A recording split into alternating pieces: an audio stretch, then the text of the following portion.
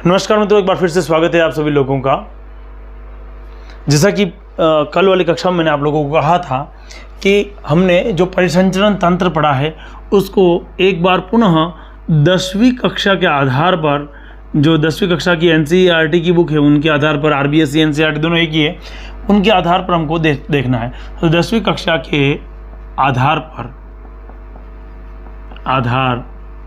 पर परिसंचरण, 10वीं कक्षा के अंदर परिसंचरण के बारे में हमें क्या जानकारियां दे रखी है वो हमने पढ़ना है। कौन सी कक्षाओं के लिए महत्वपूर्ण है, तो रीट है ही है, प्रयोगशाला सहायक आप लोगों के लिए महत्वपूर्ण है ही, ये पूरा टॉपिक है। साथ ही साथ में फर्स्ट ग्रेड वालों के लिए और सेकंड ग्रेड वालों के लिए भी महत्वपूर्ण है। और जब मैं 10वीं की बात कर रहा हूँ तो 10वीं कक्षा वालों के लिए तो ये महत्वपूर्ण है ही है। पूरे टॉपिक के बारे में बात करेंगे और आप लोगों ने जैसा मेरे को कहा था कि लाइन से लाइन एक एक पॉइंट हमको दिखा के पढ़ाइए। पेज नंबर 117 की बात कर रहा हूँ। 2020-21 का जो नया सिलेबस आया था, यानी कि 21-22 में अब जो एनसीईआरटी लगी थी, उसके अनुसार ये जो जेरॉक्स है वो उनकी है 117 पेज।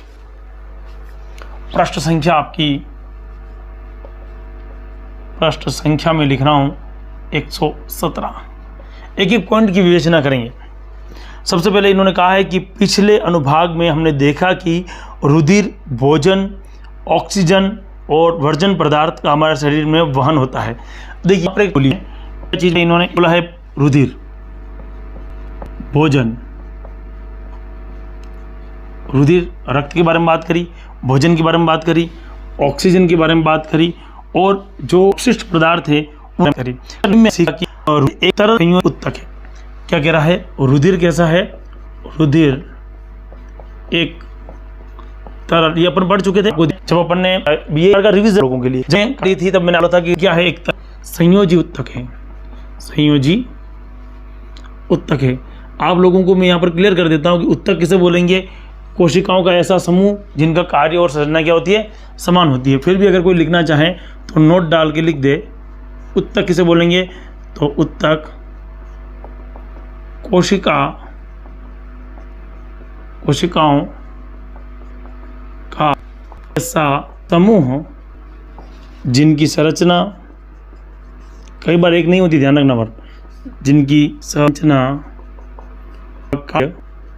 समान होते हैं। ये एक नोट डाल के आप लोगों को अलग लिख लेना चाहिए अगर आप किसी भी कक्षा में हैं। तो हमने एक बात करी कि रुधिर कैसा है, एक तरल संयोजी उत्तक है, और संयोजी का मतलब होता है जोड़ने वाला। तो ये इसमें कक्षाओं की जो पेज नंबर 117 उस पर दे रखा है। साथ ही साथ में उसने कहा कि रुधिर में एक तरल माध्यम में जिसे प्लेग कहते हैं। रुधिर के अंदर क्या है, माध्यम, रुधिर में रखे, और रुधिर में तरल माध्यम, इस तरल माध्यम को हम क्या कह रहे हैं, प्लाज्मा। इसके बारे में हम बात कर चुके हैं और हम हमेशा के अंदर क्या है, लगभग % आगे जाके इसमें कोशिकाएं निलंबित होती हैं, यानी रक्त के अंदर विभिन्न प्रकार की कोशिकाएं क्या है, निलंबित है। निलंबित का मतलब क्या होगा, तैरती हुई पाई जाती हैं। फिर इन्होंने बात करी है प्लाज्मा भोजन, कार्बन डाइऑक्साइड, नाइट्रोजन और वर्जित पदार्थों का विलयन रूप में वहन करता है। ऑक्सीजन को लाल रुधिर कणिकाएं ले जाती हैं। देखिए, अगर बात करें कि ऑक्सीजन का वहन कौन करता है, तो O2 का वहन कौन कर रहा है, O2 का वहन कौन कर रहा है, लाल रुधिर कणिका, है ना। कि हम करेंगे लाल रुधिर कणिका है, हालांकि मैं ये बात करनी चाहिए थी, हमने नहीं करी है ना। तो लाल रुधिर कणिका जो है, मनुष्य के अंदर उसका जीवन काल कितना होता है, 120 दिन होता है, ध्यान रखना, है ना। ये क्या है, लाल रक्त कणिकाएं जो हैं उसके अंदर किसका वहन, O2 का। मैं कहूँ तो हीमोग्लोबिन के कारण क्या होती है, रक्त कणिकाओं को, तो लिख देना इनका लाल रंग हीमोग्लोबिन के कारण होता है। हीमोग्लोबिन के कारण होता है, ये हमको याद होनी चाहिए। कक्षा 10वीं के हिसाब से चलना। बहुत से अन्य पदार्थ जैसे कि लवक का वहन भी रुधिर करता है। यानी कि कुल मिलाकर अगर आपको पूछा जाए कि रक्त के अंदर क्या है, तो रक्त एक प्रकार का सभी पदार्थों का वहन कर रहा है। क्या है रक्त? रक्त एक तरल संयोजी उत्तक है। और सबका वहन कर रहा है। किस वहन कर रहा है? नाइट्रो वहन कर रहा है, ऑक्सीजन का वहन है, कार्बन का वहन कर रहा है, नाइट्रोजन अपशिष्ट है उनका वहन कर रहा है, और साथ ही साथ में भोज्य पदार्थों का भी वहन करने का काम कर रहा है। अगर कोई 10वीं कक्षा का बच्चा है और उसको समझाना है तो यूँ समझ लीजिए कि रक्त एक प्रकार का पैकेट है जिसके अंदर सभी पदार्थ भरे पड़े हुए हैं और एक स्थान से पर ले काम कर रहा है, रक्त कर रहा है। ये आप लोगों को क्लियर। इसमें कहता है अंत में हमें एक पंप की आवश्यकता होती है जो कि रुधिर को अंगों के आसपास धकेल सके। नलिकाओं की एक परिपथ की आवश्यकता होती है जो रुधिर को सभी ऊतकों तक भेज सके और एक तंत्र जो कि पथ में भी टूट फूट उसकी मत की जा सके। देखो ये तो सब ठीक है। अब किताब वाला जो लेखक है वो किसकी ओर इंगित कर रहा है? वो कह रहा है कि ये सब ले जाने के लिए हमारे पास में क्या होना चाहिए? हमारे पास में एक ऐसा सिस्टम होना चाहिए, ऐसा पंप होना चाहिए जो रक्त को धकेल सके। ऐसा पंप हमने क्या पढ़ा था? हृदय पढ़ा था। साथ ही साथ में ऐसी कुछ नलिकाएं होनी चाहिए। नलिकाएं कौन हो जाएगी? धमनी शिरा और केशिका है ना। और टूटी फूटी को मरम्मत करने का कार्य भी होना चाहिए। तो इन्होंने जो भूमिका बांधी है पाठ की उसी प्रकार से मैंने समझाने का काम किया है। मुख्य पॉइंट को अपन ने एक तरफ अपन ने लिख लिया है, उन लोगों की कोशिश भी की। तो अब किसके अनुसार कहाँ जाना चाहिए? पंप पर। और हमारा जो शरीर का पंप कौन है? हृदय है ना। और ध्यान रखना, हृदय कभी भी रक्त को शुद्ध करने का काम नहीं करता है, केवल रक्त को धकेलने का काम करता है। चलिए, तो 10वीं कक्षा के आधार पर ही अब हम जा रहे हैं हमारे पंप पर, और पंप कौन है? हृदय। चलिए हृदय को पढ़ते हैं। हृदय कह रहा है हृदय एक पेशी अंग है जो हमारी मुट्ठी के आकार का होता है। ये हम पढ़ चुके हैं। हृदय हमेशा हमारे मुट्ठी के बराबर होगा और कैसी संरचना है? पेशी है। हमने इसके वजन के बारे में बात करी है, लगभग 300 ग्राम में। कभी कम है या किसी में कम है, महिलाओं के कम होगा, पुरुषों की संख्या 300 से 350 ग्राम के आसपास में होती है। हिसाब से पढ़ना था तो हमें यहाँ पर एक पॉइंट डालना होगा, और वो पॉइंट क्या होगा? हृदय कैसा है? हृदय हेडिंग डालनी होगी हृदय, और हृदय में हमको लिखना होगा यह एक पेशीय संरचना है ना। साथ ही साथ में ये कह रहा है कि हमारे मुट्ठी के आकार का होता है। अगर आकार पूछा जाए इसका आकार किस प्रकार है, तो इस प्रकार का है, हमारे मुट्ठी आकार का है। ठीक है। फिर ये बात कर रहा है क्योंकि रक्त को ऑक्सीजन और कार्बन डाइऑक्साइड दोनों को ही वहन करना होता है, अतः ऑक्सीजन प्रचुर रुधिर को कार्बन डाइऑक्साइड युक्त रुधिर से मिलने रोकने के लिए हृदय के अंदर क्या होते हैं? प्रकोष्ठ होते हैं। यानी कि हृदय में प्रकोष्ठ पाए जब। देखिए मैं उस वीडियो की याद हूँ जिस वीडियो में मैंने आपको कहा था कि हमारे हृदय के अंदर कितने होते हैं? 4 प्रकोष्ठ हैं, 2 आलिंद हैं और 2 निलय हैं। तो हृदय के अंदर प्रकोष्ठ पाए जाते हैं। कितने होते हैं? 2 आलिंद व 2 निलय। इसमें यह बेनिफिट है अपने पास में कि 2 आलिंद और 2 निलय है, जिससे क्या होगा? इससे रक्त, यानी कौन सा रक्त? O2 युक्त व CO2 युक्त, कार्बन डाइऑक्साइड युक्त और ऑक्सीजन युक्त रक्त आपस में विलय नहीं होते। विलय का मतलब मिलते नहीं हैं।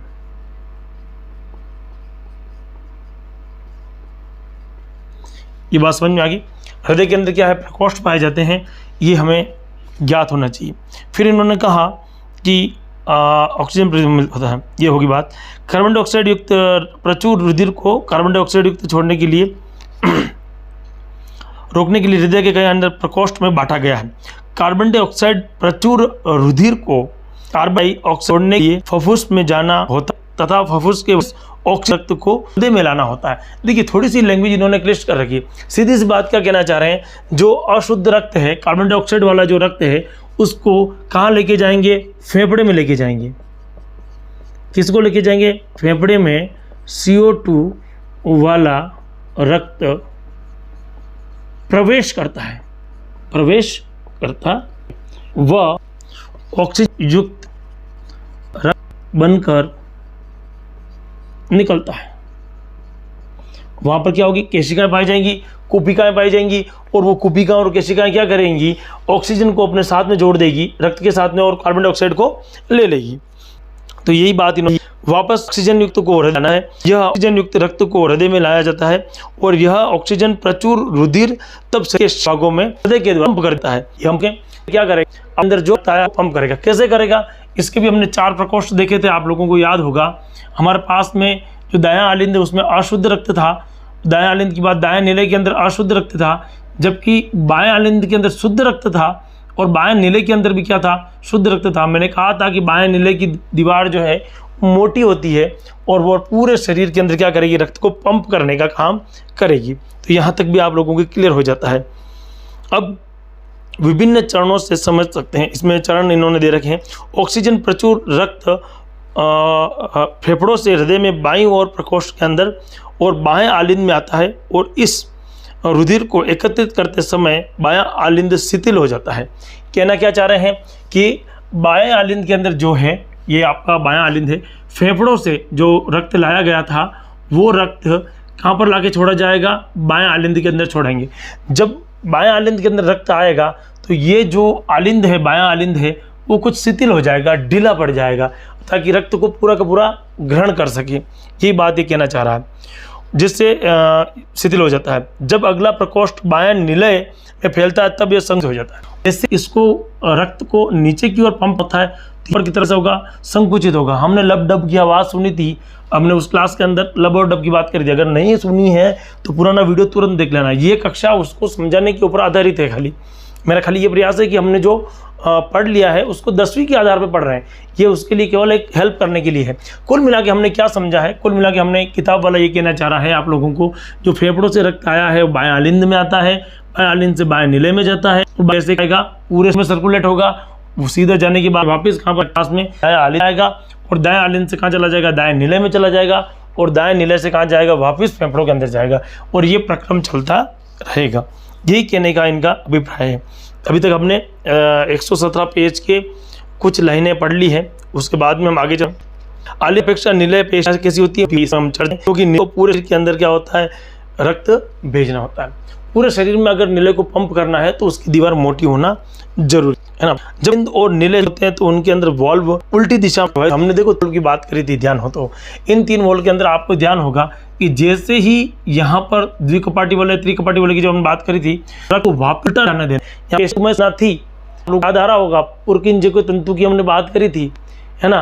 तो वो जो कोशिका की बात नहीं करी थी, पुरकिंज की जो कोशिका है वो मस्तिष्क में होती है, मैंने पहले कहा था, ये ध्यान रखना। तो ये उल्टे प्रवाह में जाने से रोकने के लिए क्या पाया जाता है, इनके मध्य में हृदय में क्या पाया जाएगा, कपाट पाया जाता है। चलिए साहब, इसके बाद में अगला भाग कह रहा है ये कि फेफड़ों में ऑक्सीजन रुधिर में प्रवेश करता है। हृदय का दायां व बायां बंटवारा ऑक्सीजन और वी ऑक्सीजन रुधिर को मिलने से रोकने में लाभदायक है। ये बात सही है कि बीच में जो रिसेप्टर बना हुआ है, इसमें अशुद्ध और शुद्ध रक्त जो है आपस में मिलने नहीं देते हैं। ये बहुत ही लाभदायक है, क्योंकि इससे शरीर का तापक्रम बनाए रखने के लिए और निरंतर ऊर्जा की आवश्यकता होती है। उन जंतुओं में जिनमें यह कार्य के लिए ऊर्जा का उपयोग नहीं करता है, तापक्रम पर मतलब ये चीज़ वापस समझना, आप हल्का सा समझने की कोशिश करना। हमारा शरीर के अंदर क्या है कि हम कितनी भी गर्मी में जाएंगे, ये पसीना शरीर तापमान 30 डिग्री के आसपास ही रहेगा। लेकिन अगर फिश के प्रजातियों में जाए तो देखेंगे वो असमतापी है, तापमान उनका समान नहीं रहता है, क्योंकि उनका शरीर के अंदर रक्त का प्रवाह कैसा है। आप लोगों ने देखा होगा, मत्स्य संज्ञा में बात करी तो 2 प्रकोष्ठ बने हुए हैं, एक आलिंद है और एक निलय है। एक आलिंद और एक निलय है, तो अब दोनों रक्त मिल गए, अशुद्ध रक्त और शुद्ध रक्त मिल रहा है। हमारे पास में क्या हो रहा है, दोनों रक्त अलग अलग है। इससे क्या हो गए, हम कैसे हो गए, समतापी हो गए। कैसे हो गए, समतापी। अगर ध्यान नहीं है तो ध्यान देना, हमारा शरीर का तापमान कितना रहेगा, 36 डिग्री के आसपास रहेगा, 37 डिग्री के आसपास रहेगा। क्यों रहेगा, क्योंकि हमारे पास में प्रकोष्ठ दोनों अलग अलग है। क्या फ़ायदा है, कभी एक प्रश्न पूछ ले आप लोगों को कि अगर एक मत्स्य और एक मुर्गी पालन, एक मतलब लगा में ज़्यादा बेट रहेगा, है ना। तो मुर्गी पालन की तुलना में हमेशा मछली में ज़्यादा बेट है। क्यों, मुर्गी तापमान का भी फिक्स है। ज़्यादा गर्मी हुई तो उसको शरीर को ठंडा करना है, जब ज़्यादा ठंड हुई तो शरीर को गर्म करना। इसमें बहुत सारी एनर्जी वेस्ट हो जाती है और जितना उसके अंदर से मांस बनना चाहिए उतना नहीं बनता है। जबकि फिश के अंदर क्या होगा, असमतापीय, तो मांस बनने की क्षमता हमेशा बराबर रहेगी। मेरी बात समझ गया मैं क्या कहना चाह रहा हूँ, समझना बात को। तापमान निर्भर करता है शरीर पर, और हमारा शरीर कैसा है, समतापी है। हम कैसे हैं, समतापी है। शरीर का तापमान क्या रहेगा, फिक्स रहेगा। ऐसा नहीं है कि हम बर्फ़ में घुस गए तो हमारा तापमान 0 डिग्री हो जाएगा, नहीं होगा। हम आग के पास बैठ गए तो हमारा तापमान 70 डिग्री पहुंच जाएगा, नहीं पहुंचेगा। तापमान हमेशा एक जैसा रहेगा। बढ़िया एग्जांपल देके समझाता हूँ। अभी गर्मी का मौसम है, आपको खतरनाक वाली गर्मी लगती है, फिर भी शरीर का तापमान कितना आएगा, वही आएगा। डॉक्टर, अगर आपको बुखार आ गया वो बात अलग है, लेकिन मान फिक्स है, निश्चित ही रहेगा। जब का मौसम तब भी आप करते हो, है ना। ठंड में भी आप अपने शरीर को, अब जैसे मैं बताता हूँ, हम एक आग करते हैं और तापना करते हैं, तो कहाँ से, यहाँ हथेलियाँ हाथ आगे कर देते हैं। ऐसा थोड़ी है पूरी हम पेट को तपा रहे हैं, कभी है पाँव को तपा रहे हैं, ऐसा करते हैं क्या, नहीं करते हैं। आप जहाँ पर भी आग जली होती है उस आग के पास में अपने दोनों हाथों को रखते हैं, बैठ जाते हैं पास में जाके, तब भी पूरे शरीर के अंदर गर्माहट आ जाती है, आती है ना। क्योंकि रक्त का प्रवाह क्या हो रहा है, लगातार हो रहा है। रक्त क्या कर रहा है, बार बार पूरे शरीर के अंदर बह रहा है। जो यहाँ पर रक्त था थोड़ी देर बाद दूसरी जगह चला जाएगा, तो गर्माहट क्या होगी, पूरे शरीर के अंदर पहुँच गई। तो ये बात भी इन्होंने कही कि शरीर हमारे शरीर में 2 भाग। अब जैसे ये बात अपन ने नहीं पढ़ी लगना, तो यहाँ तो पूर्ण चीज़ होगी उनके लिए समतब्ध। तो समतब्ध है, 2 अलग अलग हमारे पास में प्रकोष्ठ हैं। शुद्ध रक्त अलग है और अशुद्ध रक्त अलग है, इसलिए उपयोग। पक्षी और स्तनधारी तत्वों को ऊर्जा की आवश्यकता होती है। यह बहुत लाभदायक है क्योंकि इन्हें शरीर का तापक्रम बनाए रखने के लिए निरंतर ऊर्जा की आवश्यकता है। जंतुओं के इसके लिए नहीं होता, शरीर का तापक्रम पर निर्भर करता है। जल, स्थल और चल, बहुत से सरीसृप जैसे जंतुओं के अंदर त्रिकोष्ठीय हृदय होता है। वे ऑक्सीजन जनित और ऑक्सीजन विजनित रुधिर धाराओं को कुछ सीमा तक मिलने पर सहन कर सकते हैं। दूसरी मछली के हृदय केवल 2 प्रकार हैं। यहाँ से भेजा जाता है और वहाँ से ऑक्सीजन युक्त रक्त को सीधा शरीर में ले जाता है। ये हम बात कर चुके हैं कि रक्त मछलियों के अंदर सीधा क्लोम में जाएगा और क्लोम से वापस उनके पास हृदय के पास में आएगा। हृदय कितना होता है, द्विकोष्ठीय होता है, तो ऐसी परिस्थिति बनती है। और मनुष्य के अंदर क्या होता है, दोहरा परिसंचरण का इन्होंने डायग्राम दे रखा है। देखो, दोहरा परिसंचरण हम पूरा पढ़ चुके हैं, नहीं पढ़ा है तो एक बार वापस जाना है, वीडियो के ऊपर वापस देखना है पूरा का पूरा। दोहरा परिसंचरण का मतलब क्या है, एक बार वापस समझा देता हूं। हालांकि अपन पढ़ चुके हैं, फिर भी मतलब क्या है, ये मान लेते हैं हृदय है, ये आलिंद है, ये कौन, बायां आलिंद है। तो शुद्ध रक्त आया, शुद्ध रक्त आने के बाद में नीले में गया, नीले से पूरे शरीर में गया। कहाँ गया, पूरा के पूरा शरीर में गया। शरीर से शुद्ध रक्त हुआ और कहाँ आ गया, आपके पास में आलिंद में। कौन आलिंद है, ये दायां आलिंद है, दायां आलिंद है। दायां आलिंद से कहाँ जाएगा, दाएं नीले में। दाएं नीले से जो अशुद्ध रक्त निकला वो सीधा जाएगा आपके फेफड़े में। कहाँ जाएगा, आपके फेफड़े में। और फेफड़ों से रक्त कहाँ जाएगा, आलिंद में। इस प्रकार एक पूरे चक्र में रक्त कितनी बार हृदय से होकर गुजरा, 2 बार हृदय से होकर गुजरा। तो इस प्रकार से हम कह सकते हैं कि दोहरा परिसंचरण पाया जाता है। ये पूरी की पूरी जो कहानी थी वो 10वीं कक्षा के ऊपर आधारित थी। कल हम 10वीं कक्षा के ऊपर आधारित रक्त दाब की बात करेंगे। उससे पहले आपको कमेंट करके बताना पड़ेगा कि ये पूरा पैटर्न जो मैंने पढ़ाया आपको रिवीजन के लिए उपयोगी है या नहीं है, ठीक है ना। तो आप मेरे को बताएंगे तो मुझे अच्छा लगेगा। जय हिंद।